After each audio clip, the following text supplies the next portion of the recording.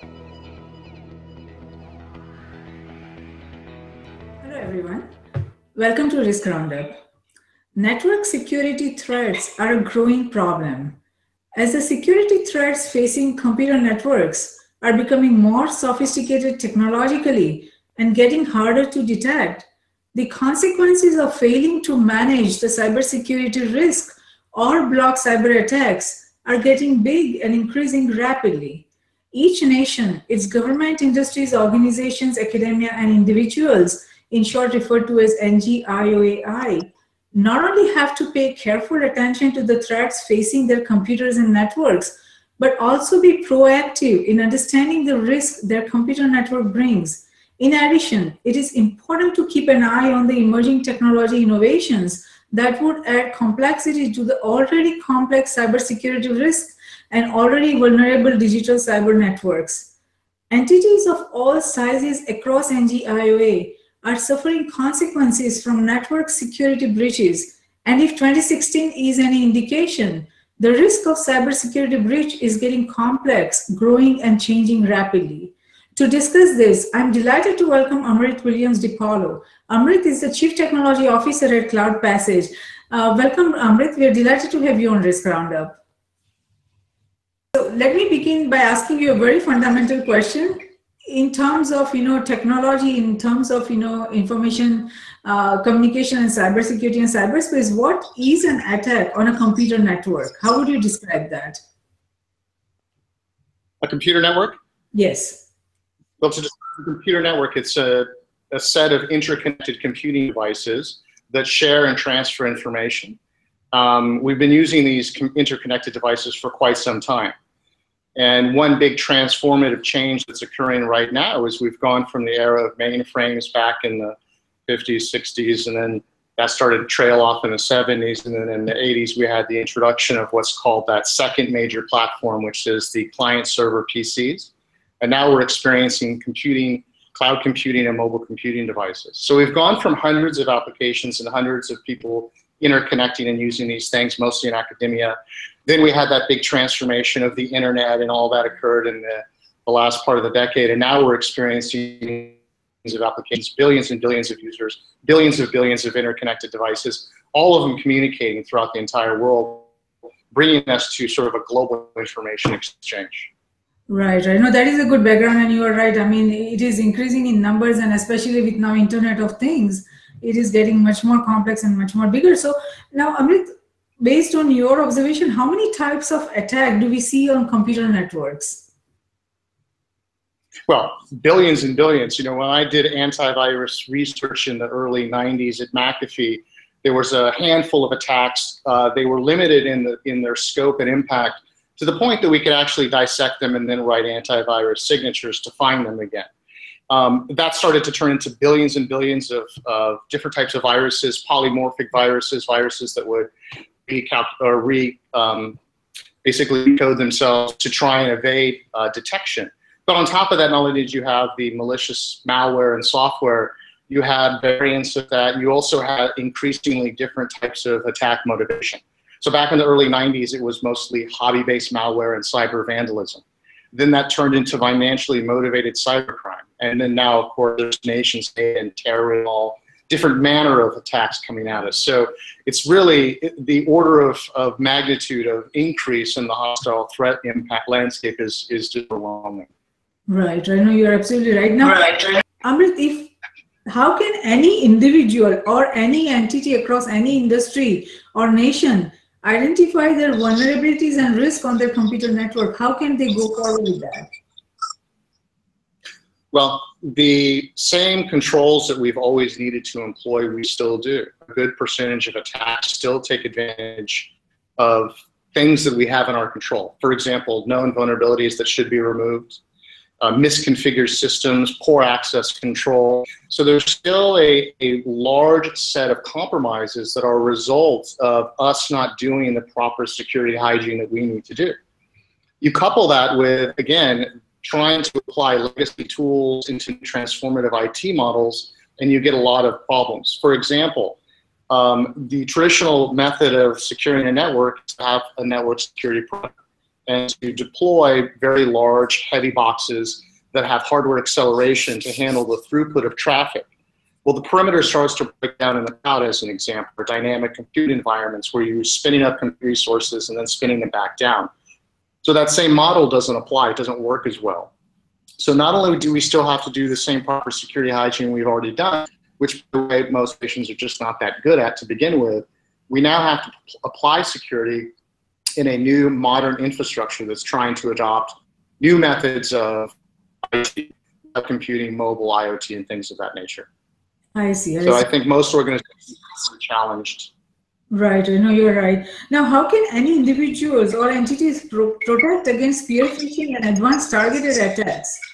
You described some of it, but how can they, if you talk about especially spear phishing, how can they, protect themselves from that? Well, I think there's a misconception in security that you can prevent all bad things. You can't. What we need is an acceptable level of risk. There's an acceptable level of risk in banking, as an example. Most people are not afraid of going into a bank, a brick and mortar bank, even though they still get robbed. They used to get robbed all the time. People were afraid of keeping money, but that's long since passed. Now they still get robbed, but no one thinks about it. It's an acceptable level of risk, and we don't have that same acceptable level of risk in cyber today, in networking and infrastructure. So we have to get to that acceptable level of risk. And I think the way that we do that is we understand it's about being resilient, not about preventing every bad thing from occurring. So the best that we can achieve in security, in most, is to try our best to limit the potential that we can become compromised or that someone will attack us and be successful in that attack. And when we do, which they will, limit the impact on the organization. So it's really about remaining resilient and being able to maintain business operations in the face of a prolonged denial of service attack, as an example, or a prolonged attempt to exfiltrate data. Right. No, it is a good explanation, and I hear you on that, that it is an acceptable level of risk that we have to get used to. So talking about acceptable level of risk, how would you define and describe what is network security? Because we just talked that many people, many entities, they are, frightened about this, that, there is so much risk and, we want to prevent all possible risk and we want to make sure it is completely safe. Is it possible to have completely secure network? Well, it depends on what you're using that secure network for. You can air gap a network so that the communications remain internal and don't ever escape the air-gapped infrastructure. That is, that there is no inbound or outbound traffic from a physical location. But most organizations won't do that. The reason is because the reason that they're adopting IT and new technologies is because it helps the business. Now, as a good example of that, imagine a company like Netflix. So most people are probably familiar with Netflix. Now imagine that Netflix's compute demands on a Friday night are very different than they are at Sunday in the morning. So what that means for Netflix is that they need to be able to access compute resources and spin them up quickly and then spin them back down. And this is the same for many companies, whether they're a pharmaceutical company that's trying to do clinical trials, whether you're a company that is providing tax services and that's seasonality, whether you're an e-commerce company, whether you're B2B, the business is trying to enable itself to be continuously differentiated from its competition by the adoption of IT and by the adoption of new technologies. So we've sort of shifted from a model where security can say, no, that's insecure, we can't do it, to where security has to say, well, if you want to enable these technologies, let me show you how to adopt them securely so that we can meet our risk and compliance initiatives and so that we can ensure that we're protecting our customers' information. Right, I know that's a very good explanation, Amrit. So let me just ask you this, how would a network security work if there is any entity getting into a business, let's say, defense or, pharmaceutical industry? How would they go forward with, securing the network? What would be their approach? Well, there's several things that I think need to occur. One thing is, regardless of what the industry is or where they're focused, we have to move from this mindset of network perimeter security to start looking at the actual compute resources themselves a little closer.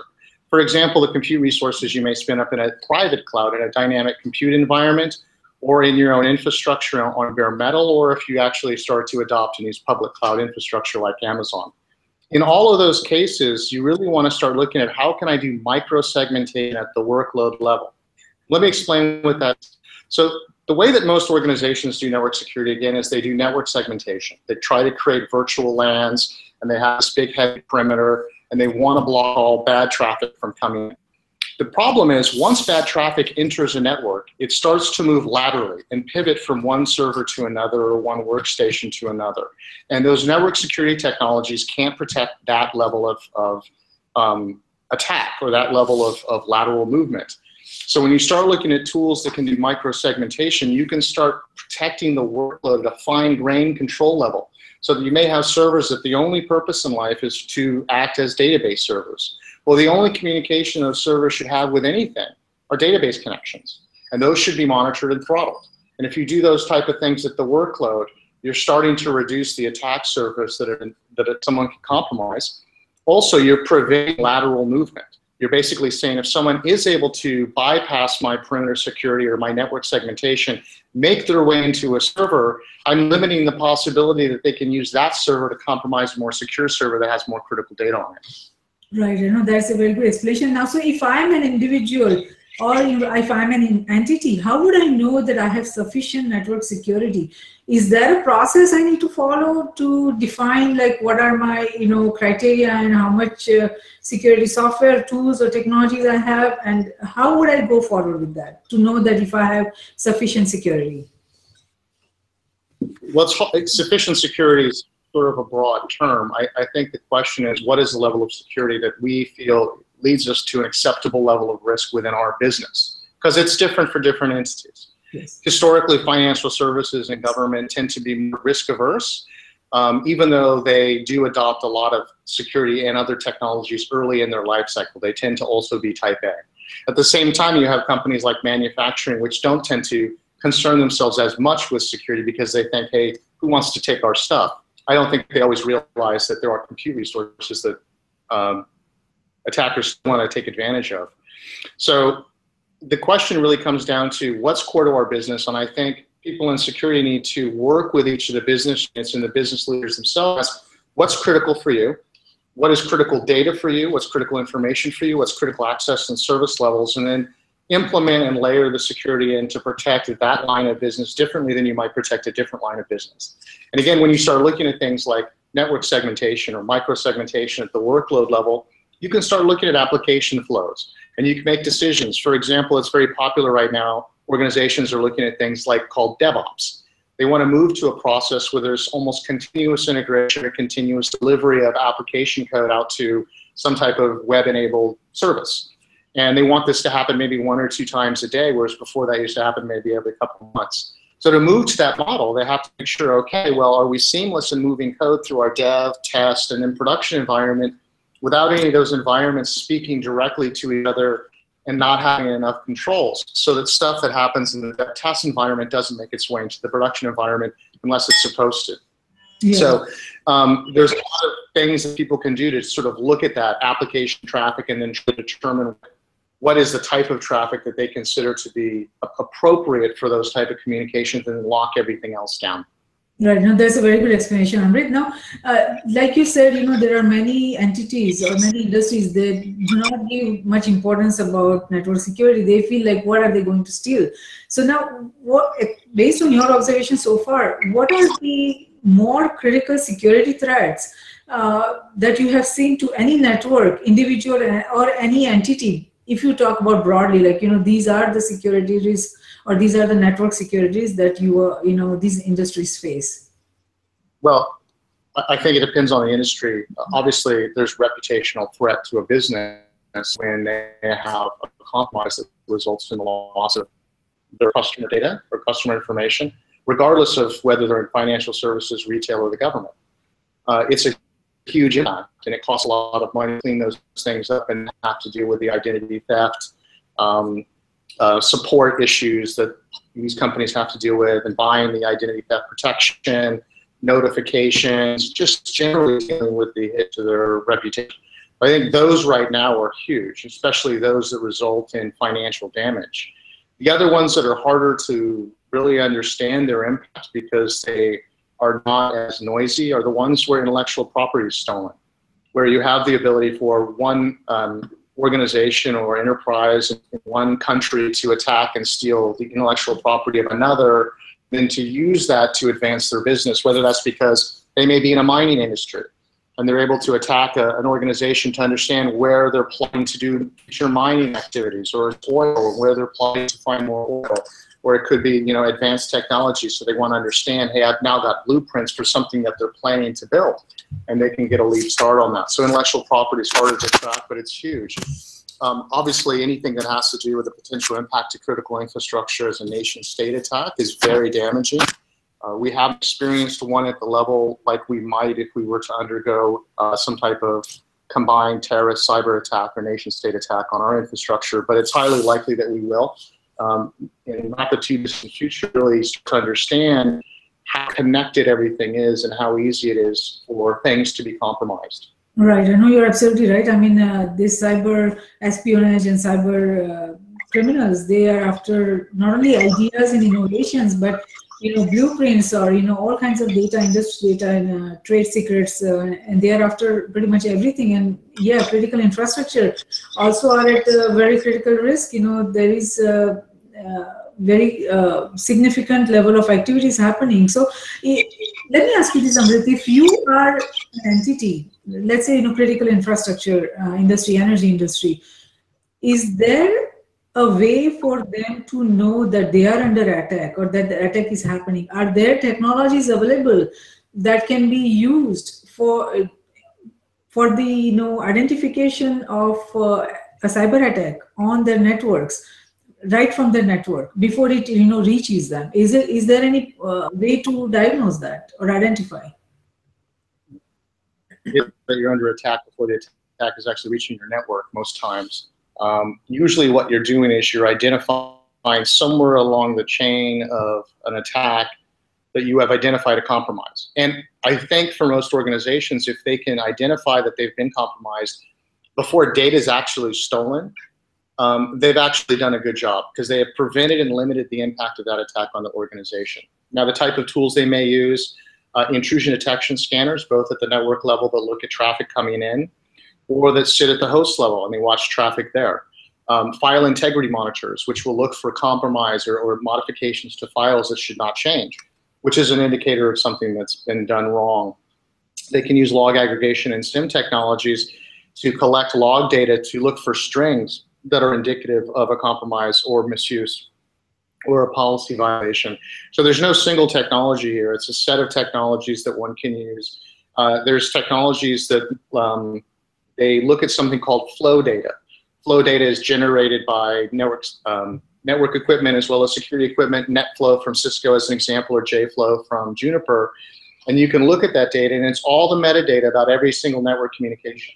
Sort of the equivalent of a phone call without recording the call itself, but you can say who called, who talked to who, how long did it last, what was the type of communication. You can use that to determine, okay, if I have a compromise, where has this compromise gone? Where has the attacker tried to pivot to? Has he actually taken any data? If he has tried to exfiltrate data, where was he located? What other machines has he talked to? So you get a picture about what he was doing when he was in your network. A lot of this really is about organizations moving from trying to prevent everything from happening bad to accepting that bad things might happen and doing more incident response and network forensics. I see. No, I hear you on that. Now, based on your experience, Amrit, what are your observations of common vulnerabilities that you see entities experiences across nations and its industries? What is my, I'm sorry, I missed the last part of the question. What are your observations of common vulnerabilities, security, network security vulnerabilities that you see entities experiences across industries and nations?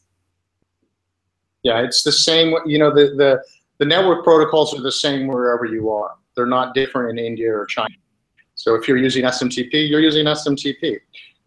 So the problem is that most organizations, or again, my observation, and this continues, are still very bad at doing the basic things. They still are very slow to update patches when patches need to be updated. They're very slow to identify which systems have misconfigurations. Hardening guidelines, like if you're going to put up a Linux Red Hat server running Postgres, it should be hardened and configured this way.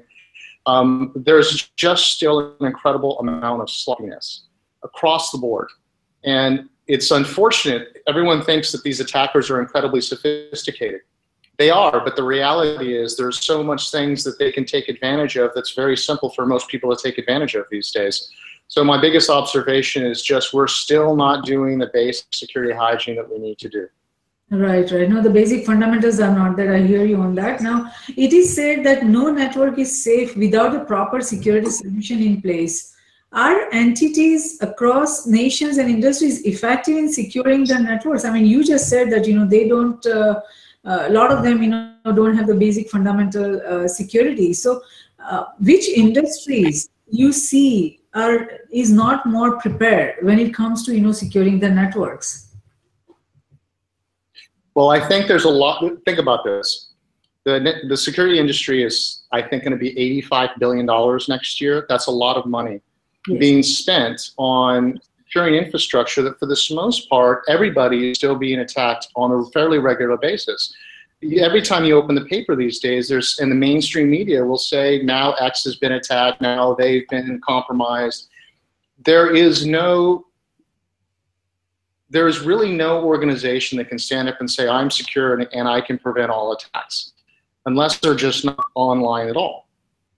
Maybe a library with no computers, but even then they could be physically attacked. So the reality is that they have to understand that if you're going to use technology and you're going to be part of this global world, and you're digitally connected, you have to prepare for security. And the biggest challenge, I think, again, is not just the sloppiness I mentioned earlier.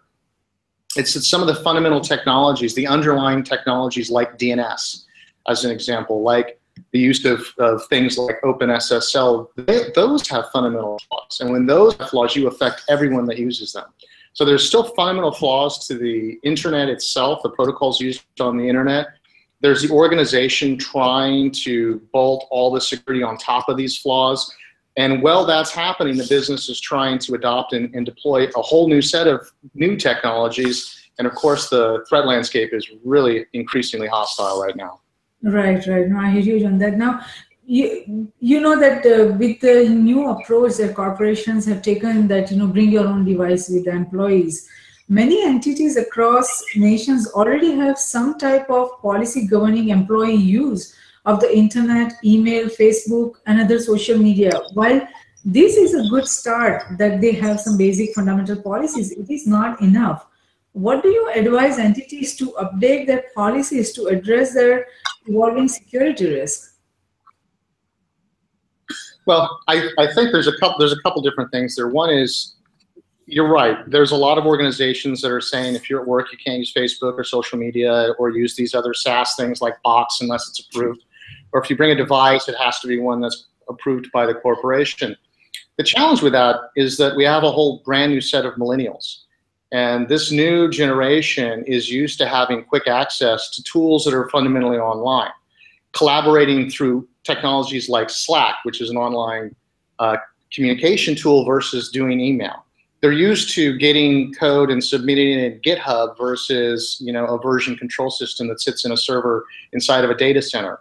They're used to having rapid conversations with their friends via social media and other people that they network and work with. So when you start to restrict that, you start to move back to that sort of the draconian security teams saying no to things. I think that's to break down with mobile. As soon as the CEO walked in with a new iPhone and said, I need this to connect to corporate resources, well, the security teams had to support that. So I think a better approach is, again, not for the security teams to say, no, we can't do that, but to look for, okay, if this does make our folks more productive, does create a better work environment for them, and it's not something where they're actually stealing our time as a company, we should enable them to do it. Social media is a little bit different because there really is not a lot of reasons you should be on Facebook in the middle of the day if you're supposed to work. But there's a lot of other SaaS technologies or online technologies that I think especially the younger generation is very accustomed to, that blocking those and saying you can't use those because they're insecure is going to cause a lot of pushback. I see. No, I hear you on that. Now, one question I wish, there is some, response from industries on that, and if you can share some light that when corporations or organizations develop policies for their, security, that, network, what are the different criteria they impose on the employees or the contractors? Do you think should entities across nations develop the policies in collaborations with insurance companies? Because then there are huge security risks, and there is a huge liability also. So are insurance companies involved in defining the policies that any organization has for the network security or computer security? That's an interesting question. I don't think organizations should policies just in collaboration with insurance companies. I think what they need to do is define policies in collaboration with the business leaders and the business units. They need board and senior management to understand what policies they want to implement, and their policies should be driven by not only how to better implement security, but also by their compliance initiatives.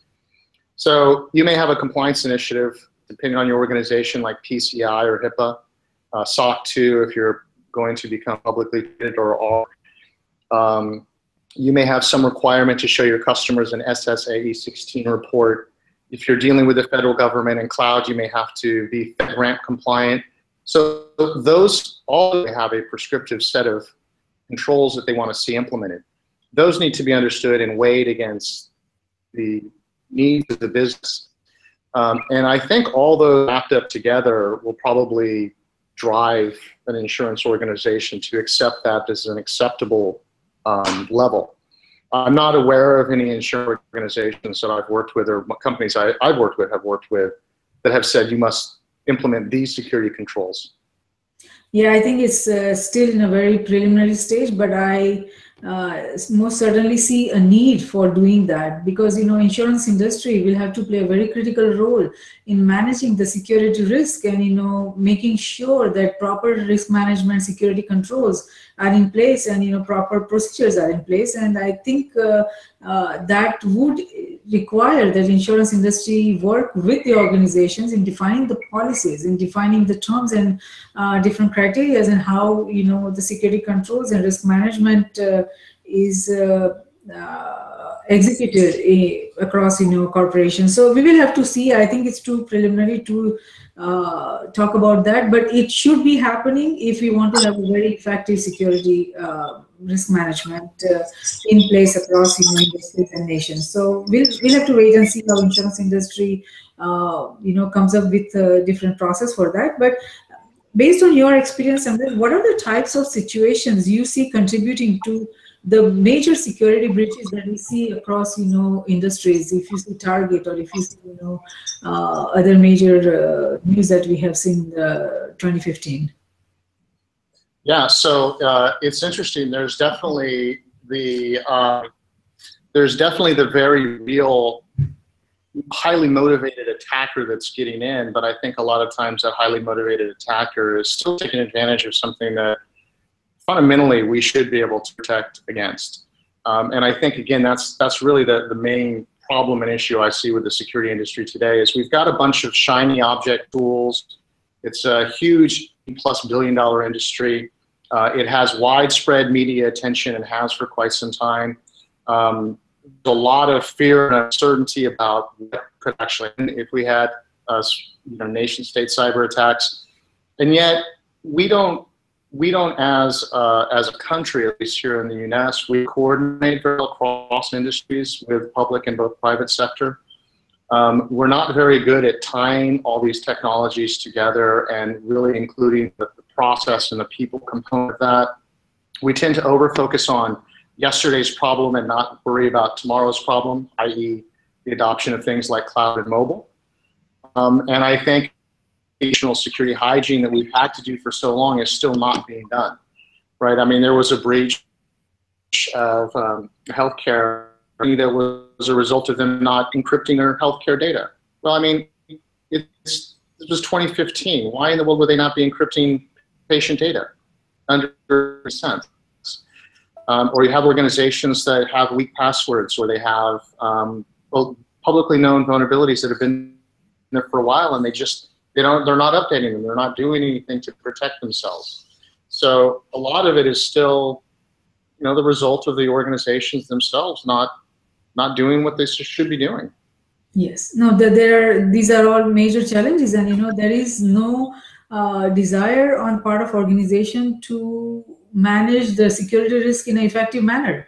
they feel that there are no incentives, and so a lot of organizations feel that, let's just buy cyber security policy, and we are done with. We don't have to focus more than that. So that is itself in a very critical risk, and that's why it is very important that insurance industry works in a integrated fashion with the organizations to ensure they need to be enforcers and insurers of proper risk management and proper security controls. So I hope that happens, and there is a need for that. So we'll move forward, and hope that they I'm going to have a dialogue with insurance industry executives too, and I we'll see what they have to say about how this should be structured in the coming months and years. So we'll go there, and that will be a good discussion to have. But there are people who say, I am safe.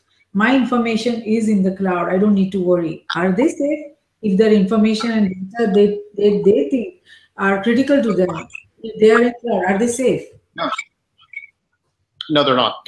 Now, it's true that the cloud computing providers, both the SaaS providers as well as the infrastructure as a service providers, take security very seriously. And I would say they're probably better at securing infrastructure than some of the organizations that use them or leverage their services. So, but the reality is that, as an example, the cloud computing providers, they have what's called a shared responsibility model, where it's security is a collaboration between the organization and the provider. The provider will secure pretty much up to the hypervisor level, but the actual virtualized server instance itself, where the data is residing and how it's being accessed and all of that, is the responsibility of the organization. So if the organization doesn't know how to secure in the first place, just moving to the cloud doesn't make them secure. It may add them some benefits to securing the infrastructure, but it doesn't inherently make them more secure. Same thing with SaaS providers. Generally, SaaS providers, especially ones that have critical information that's stored, whether that's healthcare, personnel record data, CRM data, or they're a security company that offers a SaaS technology, they take security very, very seriously, better at security than many of the folks that use their technology and services. But that doesn't inherently mean that these guys are safe. It just means that the security technologies being employed by these services are probably better than what they're using. They're still susceptible to an attack. They're still susceptible to something bad happening. So there has to be some caution in a statement of, well, I'm using cloud technology, so I'm secure. Yeah, most organizations, I think, are starting to believe that cloud providers actually have better security than what they're doing. But they also have to understand that that doesn't mean that they're off the hook, and that they don't have to continue looking for ways that they need to secure their own environments, their server environments that are spun up in that infrastructure, as an example. Right, I know you're absolutely right. Now, what are the key challenges that network security executives like you face today, and you feel that you'll be facing that in the coming years? Well, there's a couple. One big, really huge challenge right now is that there's a huge lack of talent. I know that the federal government is trying to hire, I don't know what the number is, almost 100,000 cybersecurity professionals. The private sector is trying to find these folks too. They're highly in demand, and they're hard to find the folks who've got a lot of experience. So what you have is a lot of people that have 2 years of experience, don't really understand the history. They may have some certifications, but they haven't been in the industry fighting these battles for a long time. So the universe of people that are qualified to really do advanced security, they're just not there. So we've got a problem with personnel. We don't have enough people. We don't have enough institutions incentivizing people to go into this industry, which is too bad because now they're getting paid a lot.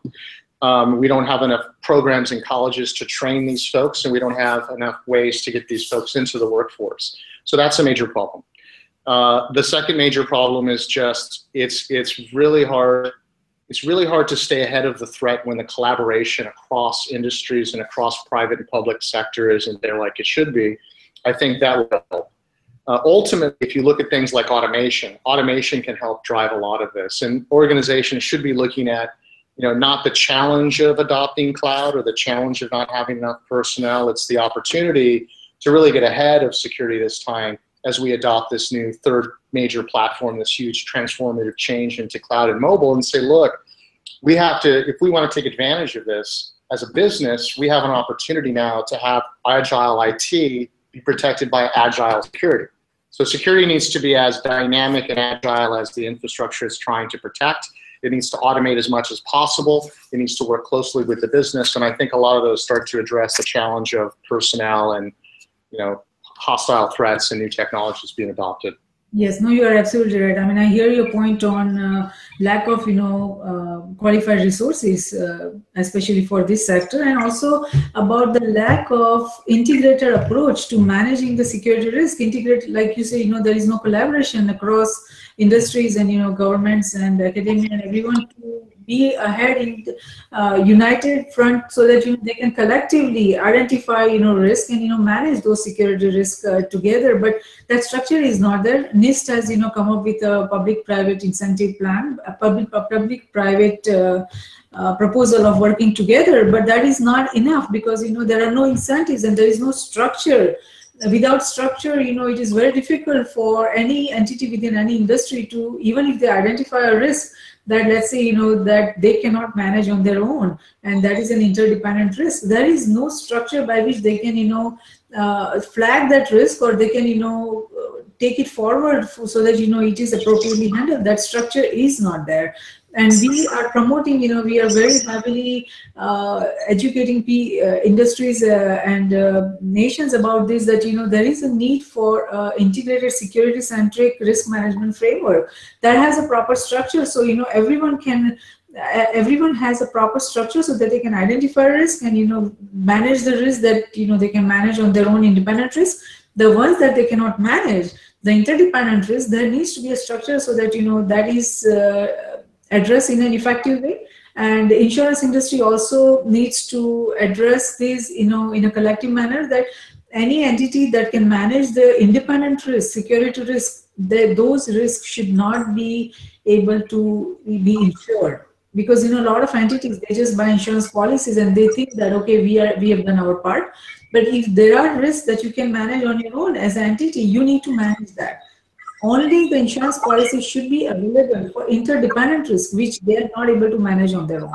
So there are a lot of changes that need to be there, and we have to work collectively and see if we can bring those and enforce those changes so that we can manage the security risk effectively. Now, Amrit, based on your experience, do you see a need for new strategy other than what we talked about of insurance and risk management structure and resources? Do you see a need for new strategy for handling the network security risk? Oh, absolutely. And I don't think we've got a collective strategy, certainly not as a nation. Yeah. I think some companies are very good at network security.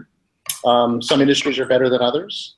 We certainly have some very talented folks in the industry, but we do not have a cohesive or collective nation strategy for how to deal with network security in a way that protects critical infrastructure, that enables businesses to continue to profit from capitalism and this new global economy. And I think that's not something that can only be driven by the government. I think it's something the government can help enable. One of the big challenges now is there's really not a lot of incentives to being secure except that stopping bad things from happening, right? I mean, there's possibilities for not only insurers to help drive some of this, but if you meet certain levels of security that's agreed upon at base levels, maybe there's tax incentives or other things that organizations can look at so that they're looking at, hey, doing this is not just to protect us from bad things, doing this is also good for our business, according to what the government's asking us to do. The government isn't the one who's necessarily in the best position to define the strategy, but they certainly have an opportunity to help collaborate the strategy across critical infrastructure, private and public sector. Yes, no, you're absolutely right. Now, Amrit, this time we have opened up our risk roundup session to the LinkedIn audience, and I requested LinkedIn to send me questions if they have any to ask you about the network security, and I got a very good response. There are a lot of questions that have come in. We won't be able to address all of them, and some of them are about the social networking, which we'll have a separate session for that, so we won't address that here. But this question is from Felipe Bonomo, that with the advent of big data and security analytics, the SIEM technologies as we see today, or as we know, will it perish or persist? What are your thoughts?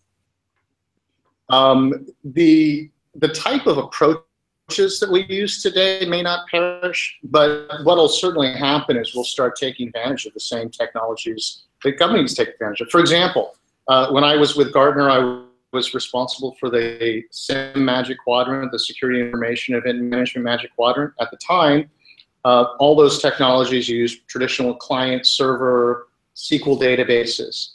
But fast forward almost 8 to 10 years later, and the huge volume of data that's being generated by devices that needs to be correlated is so massive that the only way for a SIM to really survive and do deep analytics or threat intelligence is to take advantage of big data technologies like Hadoop clusters or Cassandra and all these other things that we have available. So there's a whole stack of ways that somebody could build a security solution using and leveraging the technologies of today. Now the approach is different, meaning collect lots of data, try to analyze it and automate it. But the technology infrastructure itself is changing, and that's good for security. As I mentioned earlier, things like automating as much as possible through the DevOps cycle. There's lots of automation tools out there that security folks should be using and leveraging. Right. No, that's very good information. Now, this question is from Ameya Sohoni, that as the internet grows up to be a big cloud, how prominent can our network be in terms of detecting and preventing APT and 0 days? Also, what steps should we take to ensure our iWatch stays on top of each and every piece of the network? Well, I think, again, back to some earlier comments, whether security folks want to or not, their companies are going to start using and leveraging cloud technologies. And it is turning into one big giant global community. So it does make it important for organizations to look at how they segment things. So instead of segmenting just a giant network and putting a huge fence around it, start to segment the dynamic workloads or the applications themselves. So the concept is similar, still segmentation, but instead of doing network segmentation, or company segmentation, you're now doing application or workload or micro segmentation at a very specific point. And there's a lot of automation tools that can help organizations develop those policies and have them automatically orchestrate. So if you bring up a system in Amazon or SoftLayer or Microsoft Azure, and it happens to be tagged as something that sits as part of your web portal, and it has these characteristics, the software will automatically secure it this way, so that you don't have to think about what should I do with this thing, and it's all automated and it's on demand and it's scalable. So security people should start to expect the same benefits from the security technologies that the business people are expecting from IT in general. Yes, no, very true. Now, this question is from Abdul Jalil, that why can't we treat computers, users, and network devices and entities and apply behavior analytics so that suspicious behaviors can be detected and addressed before it becomes catastrophic? That's a good question. I'm a big fan of behavioral analytics. The problem is behavioral analytics. One is you have to have a priori knowledge of known good state. So you have to know what's good before you can detect what's anomalous. That's very difficult in a large network. It's easier when you're talking about humans or you're talking about applications, but sometimes on a network that's challenging. So you have to do one of two things. You either need to be able to define it and say this is what it looks like, and very few people are good at doing that or actually know because of how massive and complex their environments are, or you have to let the thing learn. And in this learning mode, it goes through a process of spending, 30 days trying to understand what's normal and then look at what deviates. Now, it holds a lot of promise. And this is something the financial services companies for things like credit card fraud. For example, they know my usage patterns. So if I suddenly am in Singapore trying to buy a suit, which I have not done in the past 10 years, they'll suddenly stop the transaction, say, hey, this could be bad. Give us a call. We just want to verify it's you. So there's a challenge and response there. And I think the behavioral analytics technologies will get better, but they're not at the point that they need to be for a mature, widespread adoption. But it's definitely something that I think a lot of, if I were to guess, that whole concept of behavioral analytics, whether it's at the network level, the application level, or the user level, is going to be a really important component of security going forward. Yes, no, you're very true on that. It's very correct. And I believe the efforts are already underway to understand this better so that behavior analytics can be incorporated. Now, this question is from Brad Bryant. Is there an effort underway to go beyond a build guide mentality when constructing new government network systems? Is the standardized set of behaviors that security appliances must achieve with government architectures And why must we react and not proactively use the information gathered by the litany of data analytics already present within both private and public sector business models? What do you have to say to that? I mean, there is no integration. So the last question, we can address that. There is, it's very difficult to get integrated data. But what are your thoughts on that?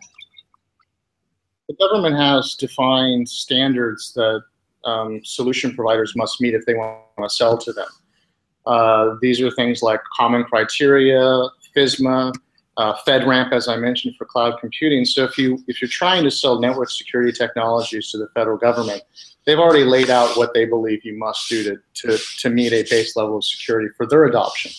And these things have everything to do with how you use or enable or adopt encryption, the type of access controls, the integration with their systems, the governance policies you have internally. So they look at a wide set of things to ensure that you have applied a base level of security that they're comfortable with. But beyond that, again, I think the federal government suffers from the same challenges the private sector suffers from. Too many tools, not enough people, completely hostile and rapidly changing threat environment, and they're still trying to adopt new technologies just like everybody else. I mean, it's now 2016, and it was 2010 when the US government CIO, Vivek Kundra, said, we are now cloud forward. Every government agency must look to cloud if they want to deploy new applications. Well, we're 6 years into this, and that's not really happening yet. And I think, they're still challenged by the same thing everyone else is challenged by. How do we do this securely? That's true. I mean, that itself is very complex, because even if they buy the technology that is available in the private sector, there also needs to be some parallel, changes in the cultural changes, and the resources needs to be trained, and the whole environment, the way the government operates or any agency operates, that needs to change. So the change management approach and process is very complex, and even they have failed, a lot of times that, they have bought many, technologies thinking that will bring effective change, and they have failed because it's a very complex process. Just like private industry, they have to go through many, many layers of, effective change management. Governments also have to do that, and it's not easy. It's a very complex process. So this is the last question I will, take from the LinkedIn, is that this is from Jason Murphy. He's asking that should internet service providers block DDoS without requiring an additional charge for a scrubbing service? I think that's the first part. Could you repeat the question? Yeah, Mr. Jason Murphy, he wants to know that should ISPs, that is internet service providers, block DDoS, that is denial of service attack, without requiring an additional charge for a scrubbing service? Boy, I remember I've had the same argument for at least 10 years. They're the best ones in the entire food chain to block that traffic. They detect it quickly, and they have the ability to turn it off. Whether they should be doing that for a charge or not is debatable. I think once they start doing it, if all the telcos and ISPs started to do that, it would just be adopted as part of their natural value chain, and that the price point would go down. Think of it like the way that most of the internet providers provide free antivirus software and firewall software, whether it's Mentech. They used to charge for that. And there's no way they can charge for that now. It's just a free add-on generally. And I think it's the same thing here. I do think the ISPs, the telcos, are in a great position to block DDoS traffic. They have visibility into it. I don't know whether it makes business sense for them to charge for it ultimately, but I do think if they all started to offer those services, the price point would go down to an acceptable level that most organizations would definitely leverage that, no question. Yes, no, you are absolutely right. Now, Amrit, what would you like to say to the network security community about, where their efforts should be, what they should be doing going forward in 2016 and beyond? Well, I think the biggest thing is that don't be afraid of change, that it's time to enable the business and be a business enabler. There's a lot of really fantastic technologies that can help these businesses grow, help support their bottom line, help support their natural competitive drive through the economy, and that security really needs to change to support and enable that. So they shouldn't be afraid of change. They should adopt change, and they should look for ways that they can automate as much of the infrastructure as possible. There's a lot of tools that allow them to do that. This is without a doubt one of the biggest transformational changes most IT people will see their entire career. And it really is important that security people have an opportunity to get in front of it and move from being, you know, the castle of no to the agile security team that enables the business to push forward. Yes, yes, no, you're absolutely right, and those are, you know, good. Those are good thoughts and good advice to the network security community. So, Amrit, we are going to conclude our session here. Thank you so much for your time and sharing your thoughts and insight into the very critical area of network security risk.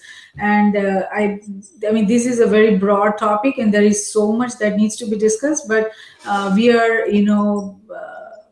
We try to keep this session, you know, within an hour, so that, you know, audience who is our global viewers and listeners who are, you know, interested in this field, they have a good opportunity to understand the topic in a shorter time frame. So we will have many more sessions about the network security in the coming months and years. And as we do more research and as we go forward, I hope that, you know, when we identify more risk that, you know, network security brings to each and every nation, its industries, governments, organizations, academia, and even individuals, that you would be willing to come and, you know, share your thoughts and insights into how the industry should address this, and how we can, you know, collectively work together to, you know, secure our network. So thank you so much, Amrit, for, you know, sharing your thoughts and coming on Risk Roundup. Thank you for your time. It was nice to talk to you. I'll talk to you soon, Jayshree.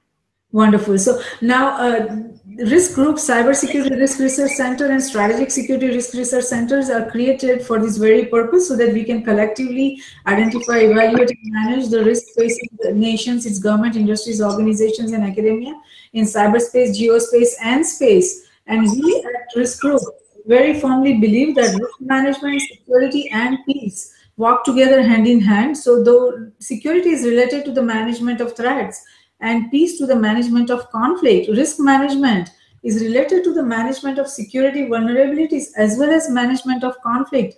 And it is not possible to conceive any one of the three without the existence of the other two. All three concepts feed into each other. We believe that the security we build for ourselves is precarious and uncertain until it is secure for everyone across nations. Tradition becomes our security. So if we build a culture of managing risk effectively, it will lead us to security, and security will lead us to peace. And that is very important right now, especially when we look at the cyberspace or geospace or space. So let's manage the existing and emerging risks together. For more information on the risk roundups, to watch the risk roundup videos, or to hear the risk roundup podcast, please go to riskgroupllc.com, and do not forget to subscribe and share. Until next time, I'm Jayshree Pandya, your host of Risk Roundup, signing off. See you next time. Thank you.